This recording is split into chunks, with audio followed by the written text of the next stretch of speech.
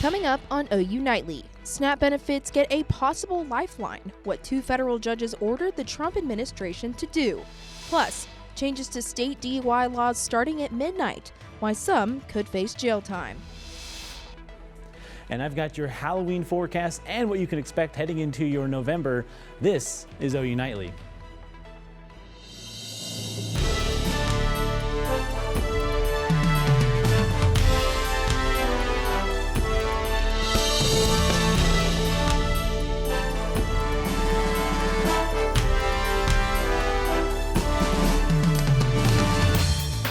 SNAP benefits might have just gotten a lifeline. Thanks for watching OU Nightly. I'm Colson Pocock. And I'm Darby McCormick. This afternoon, Governor Kevin Stitt has announced he and the Oklahoma legislature will vote to fund SNAP benefits in Oklahoma. This comes after 2 federal judges issued an order this afternoon requiring the Trump administration to use emergency funds to continue the SNAP program.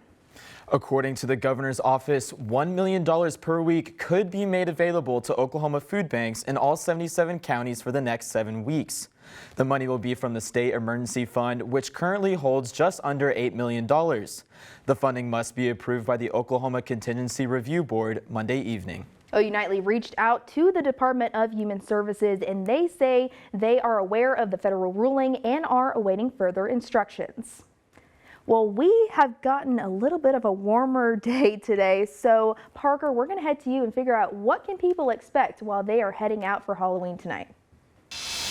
Yeah, Darby, it has been a little bit of a warmer day for sure. We had some cooler temperatures this week, but right now we're sitting up into those mid 60s and upper 60s across much of the state here. Now tonight, though, for Halloween, temperature-wise, we're not looking too spooky. We've got some temperatures up into the low and mid 50s later tonight, but we do have another event down at the National Weather Center, and that's where student meteorologist Dylan Strelko is at. So Dylan, what can we expect for your Saturday?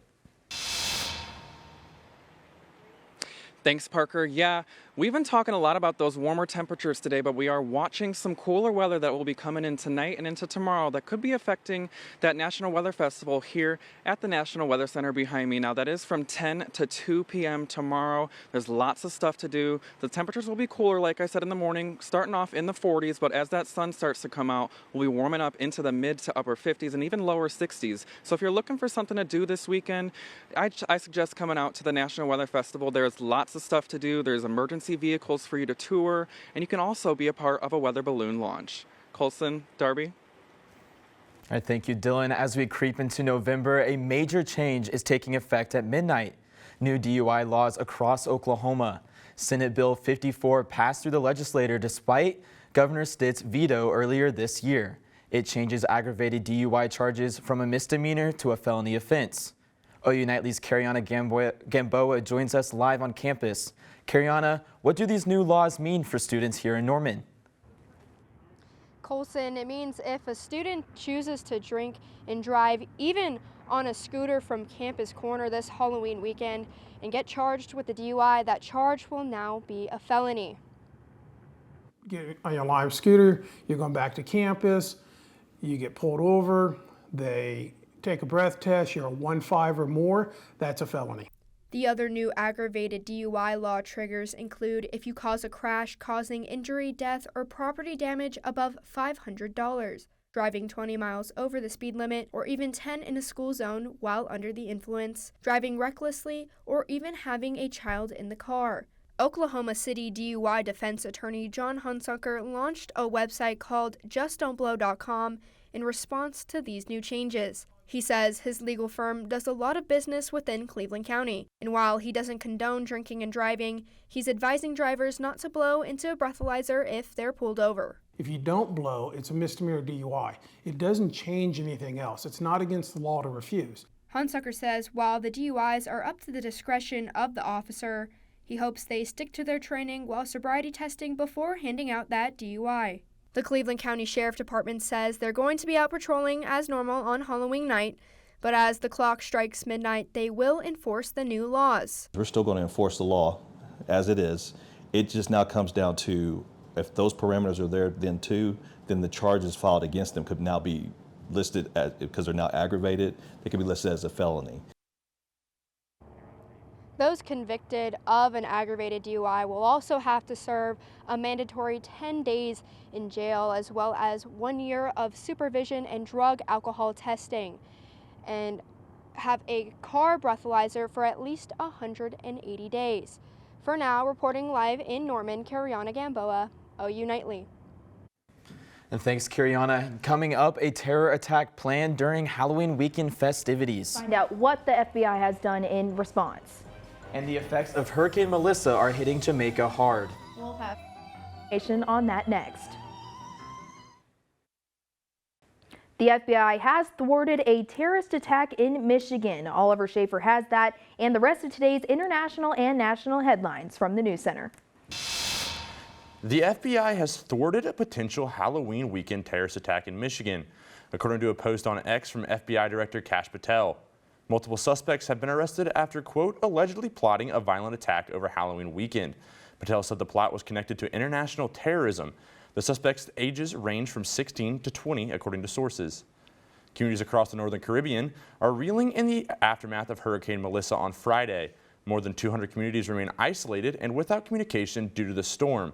Officials say as of right now, 50 deaths have been attributed to the storm, and in Jamaica, 19 deaths have been attributed to the storm, but the number is expected to increase. The Pentagon has given the White House the ability to provide Ukraine with long-range Tomahawk missiles. After assessing that it would not negatively impact U.S. stockpiles, this leaves the final decision in President Donald Trump's hands. Trump said earlier this month that he would rather not provide the missiles to Ukraine because, quote, we don't want to be giving away things that we need to protect our country. And Buckingham Palace announced that King Charles III has started the process to strip his brother, Prince Andrew, of his titles and honors. Colson, Darby? Thank you, Oliver. Happening tonight, the election for SGA president and vice president will close.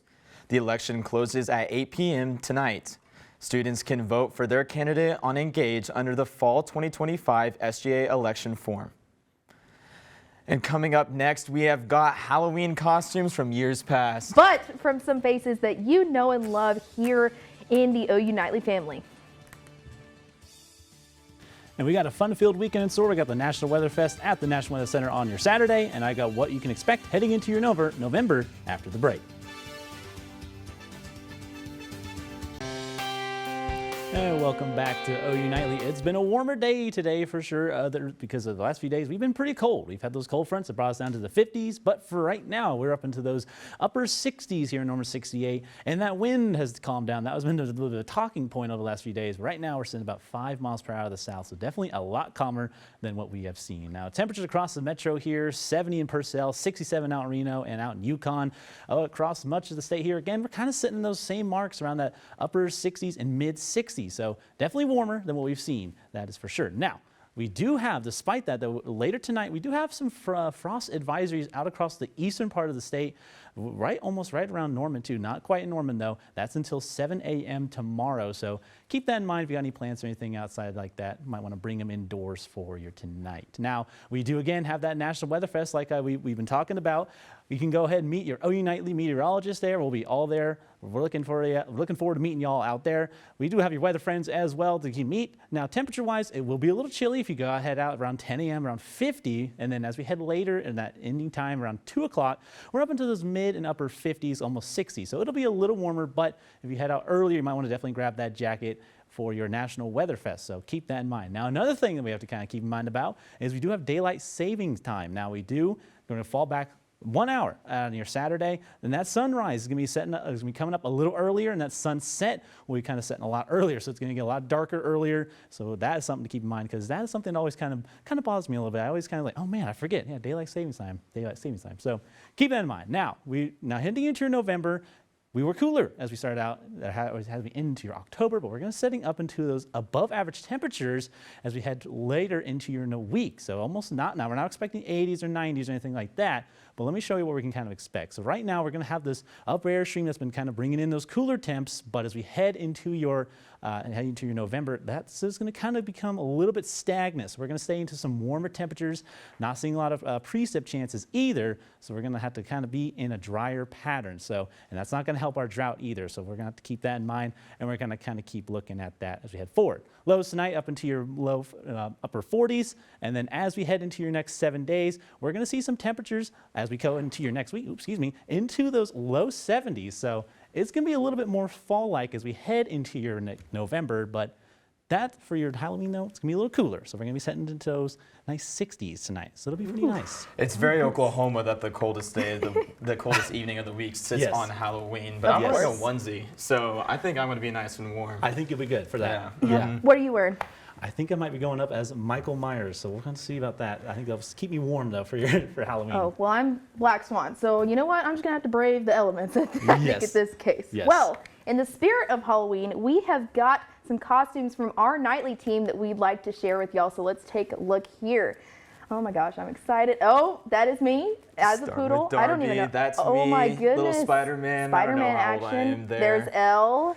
Who else we got? Aiden Bruns, our meteorologist. We got Bryn Bryn as is Abe well. Lincoln. I mean, oh my gosh. Abby Hollingsworth, our senior producer. And our sports Nate director, Fakin, a Nate picture from what, the 70s? Oh my goodness. Probably. Gracie. These are just a great group of photos. I love that. These are awesome. Well, hey, coming up, we've got all things football, from high school play to college football Saturdays. That's right. And the Sooners hope to rock, in Rocky Top. We have team coverage from Knoxville. Stick around for Big Friday Sports.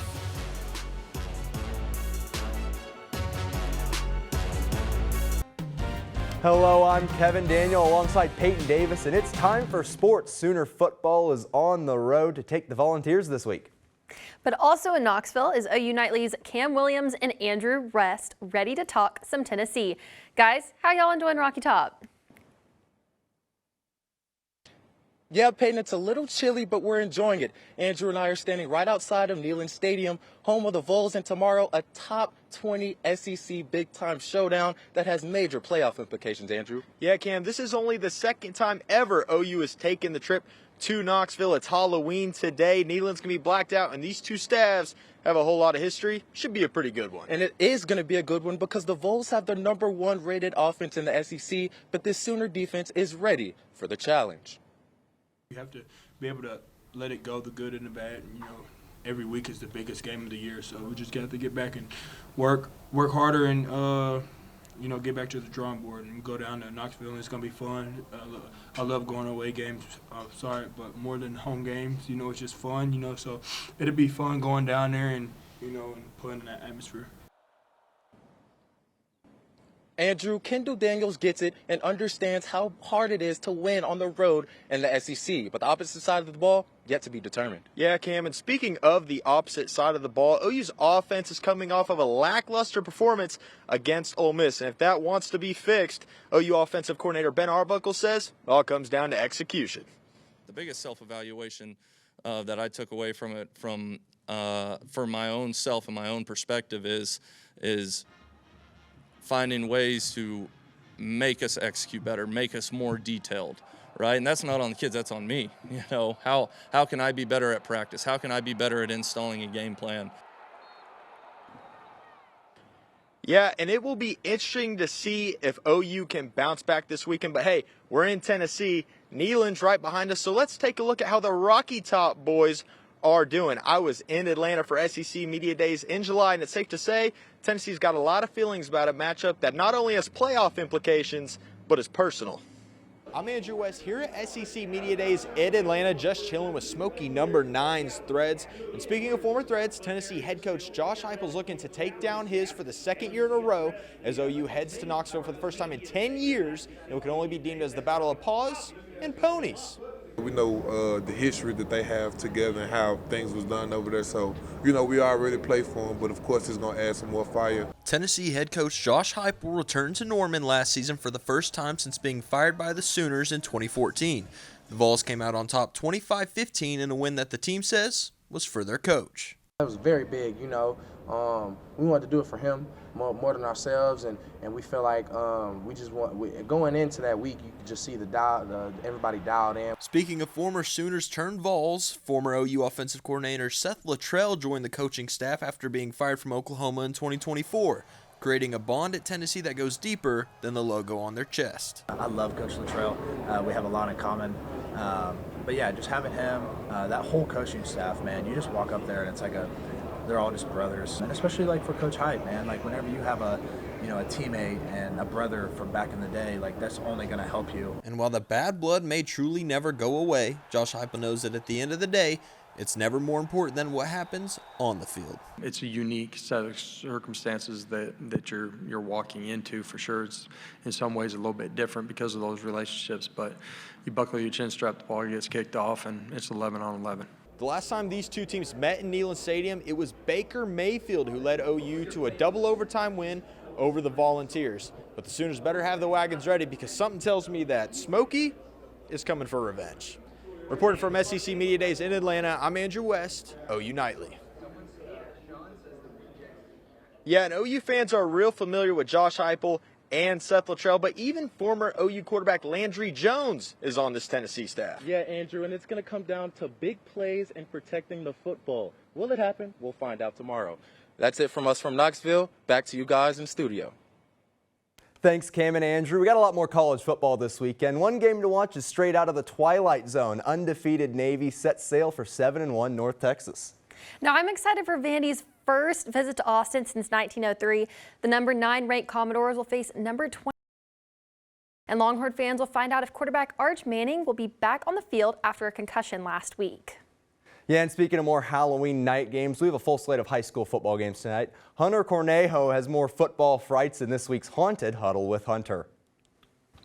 It's another week of Thursday night lights in Oklahoma last night. With the season winding down, each game's importance is only heightened as district matchups will determine the playoff seeding.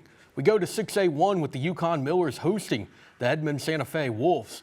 First quarter, Edmond Santa Fe in the red zone. Quarterback Jordan Kennedy takes snaps, sprints right, throws it on the run to Malachi Davis. Toe tap touchdown, standing on business. Wolves lead 7-0. Next possession, Millers looking for a response. Wyatt Jones in play action, throwing it up to one of the best wideouts in the state, Daniel Yebbitt, hauling it in with pass interference. Easy to see why he holds 5 Division I offers, including one from Kansas State. Student section loving it. Later on, Wyatt Jones trying to get his team on the board, throws right to the back of the end zone, and Zayden Khalil wide open, another toe tap touchdown. Millers tie it up at 7 and the score stays the same heading into halftime. The Millers force a punt here in the third quarter, and Braden Holiday goes untouched, blocking the punt and scooping it up for 6. Yukon pitches a second half shutout, getting the win 29-7. And staying in OK Preps, it's commitment day for Oklahoma's 5th-ranked prospect. Norman North offensive tackle Daniel McMorris announced his commitment to the California Golden Bears. McMorris chose the Bears over Texas Tech and Oklahoma. Kevin, Peyton, back to you. Thanks, Hunter. Up next, we'll talk some OU teams that are swinging for the fences this weekend. And hear the story of one Sooner standout who's already won in $1 million on the court. We'll be back on Big Friday Sports. Welcome back to Big Friday Sports. OU basketball has officially tipped off and the women's team has certainly made a splash. OU Nightly sports reporter Michael Thompson has the story on one freshman Sooner who's already a star on the court. Number 1, it's how Sooner fans describe Oklahoma, and it's the rank of Oklahoma's newest Sooner on the hardwood. I love coming in, being able to be with my teammates every day and just like practicing with them, having our off days with them. You can have a team that has so much drama, and that's not us. But drama is what surrounded Aaliyah Chavez as she pledged her commitment to the Sooners last spring. There's a lot of people that have a lot of opinions on Aaliyah Chavez, and they're not always super positive opinions, but she's won over her team, and because she's an incredible person. When you're the number 1 player in the country, social media becomes your friend, but also your enemy. Chavez had a bullseye on her back throughout her recruitment, but the team is ready for the world to see who she truly is. Social media can portray people as someone they are not. Aaliyah is an awesome person. She shows up every day. She has the biggest heart. She's a hard worker. She's so kind. She's a great teammate. Like, I could talk about all the basketball things, but everyone sees how good of a player she is, but no one can truly see how good of a person she is. Care, culture, and coaching from Baranchek led Aaliyah to taking the court in the Crimson and Cream. She was a great coach. We've had that great connection since she started recruiting me, and I always knew that OU was probably going to be the one I picked. I just needed to see, them play in person and to see how many fans came out and watched. I think that's when I realized, this is where I want to be. She could be a future Sooner legend, but for now, You can tell she's going to be she's already really good, but she's been great for this team. She's normal. And that's not what people want to hear. You know, they want to create a villain or they want to create something, but she's just a normal person. Aaliyah may be normal, but one thing isn't. I've seen people that really like the game and really love the game. She loves the game. Number 1 in the rankings, number 2 on the court, and number 3 added to the score. Reporting from the Lloyd Noble Center, Michael Thompson, OU Nightly. Well, on the diamond, Skip Johnson's squad is currently playing the final game of their Fall World Series. It's their last scrimmage before starting the season in February. Sooner Baseball joined Sooner Sports Pad for an exclusive interview on Tuesday with a little bit on how they can grow from these intra-squad scrimmages. Harder than you think, and that each day you got to get a little bit better if you want to compete against the best. Yeah, coming from a pitching standpoint, I mean, it's honestly just great because I get to face all these great hitters every single day. Well, if you're not feeling trick-or-treating, why not catch Sooner softball for their 4th Battle Series scrimmage? The scrimmage is tonight at Loves Field, 6:30 p.m., and kids wear your best costume for the kids' costume contest. Yeah, Sooner Soccer makes their first SEC tournament. They make their SEC tournament debut on Sunday on the beaches of Pensacola, where they'll face the Mississippi State Bulldogs. The Bulldogs took the team's only meeting 2-0 in 2024. OU finished the season 10-4-4 with 3 conference wins. Well, that's all for our spooky edition of Big Friday Sports. I'm Kevin Daniel. And I'm Peyton Davis. Be sure to watch OU Nightly weekdays live at 4:30. Have a fun and safe Halloween weekend.